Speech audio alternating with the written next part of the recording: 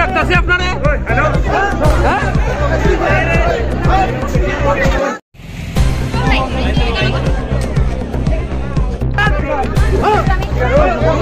ডাক্তারছি আপনারে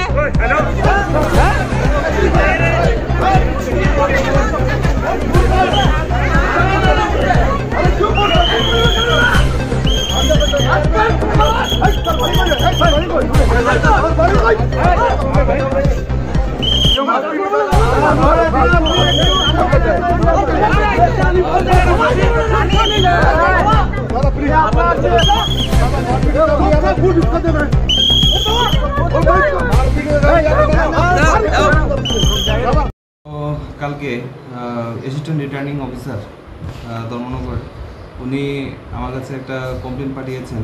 একটা ওনাদের কাছে ভিডিও ভাইরাল হয়েছিল যে গত লোকসভা নির্বাচনে পোলিং স্টেশন নাম্বার 5522 বাগবাসা অন্তর্গত সেখানে প্রিসাইডিং অফিসারকে কিছু মানুষ ফিজিক্যালি অ্যাসাল্ট করেছে, একটা ভিডিও ভাইরাল হয়েছিল। তো সেই ভিডিওর উপর ভিত্তি করে উনি sector officer, civil sector officer, micro observer তাদের রিপোর্টের উপর ভিত্তি করে আমাদের কাছে একটা কমপ্লেন লঞ্চ করেছেন কাজল দাস এবং কিছু আননোন মিসক্রিয়েন্টসের বিরুদ্ধে, যে তারা প্রিসাইডিং অফিসারকে ফিজিক্যালি অ্যাসাল্ট করেছেন।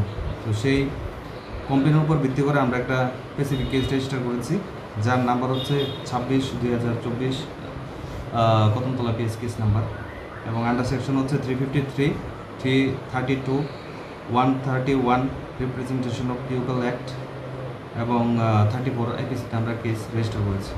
তো ইনভেস্টিগেশন চলছে এবং আইনানুগ ব্যবস্থা নেওয়া হবে। কাউকে কি অ্যারেস্ট করা হয়েছে? এখন অবধি অ্যারেস্ট করা হয়নি, কিন্তু আইন অনুযায়ী যা যা করণীয় সবই হবে। যে ভিডিও ফুটেজটা ভাইরাল হয়েছে সেটা কি আপনারা পেয়েছেন? হ্যাঁ, পেয়েছি। ভিডিওতে তো ক্লিয়ার আছে কে বা কারা মারছে।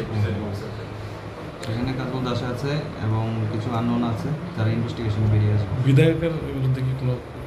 না, বিধায়ক তো সেখানে কিছু না। বিধায়ক এই মামলার জড়িত না? না, বিধায়ক ছিল না। কাজল দাস কি জেলা সভাপতি? উনি কি? হ্যাঁ, উনি জেলা সভাপতি।